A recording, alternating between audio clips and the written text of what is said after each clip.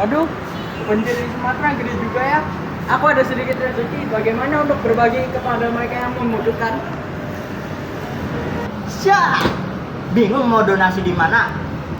Mau bayar zakat ataupun mau donasi di mana? Cukup download aplikasi.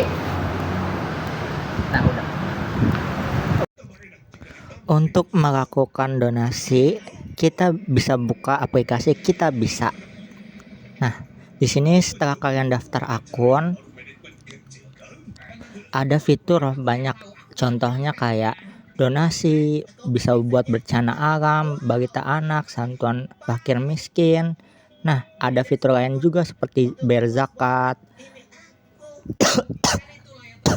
dan kemanusiaan, rumah ibadah, bantuan pendidikan, menolong hewan, panti asuhan, dan lain-lain. Jadi, tunggu apa lagi?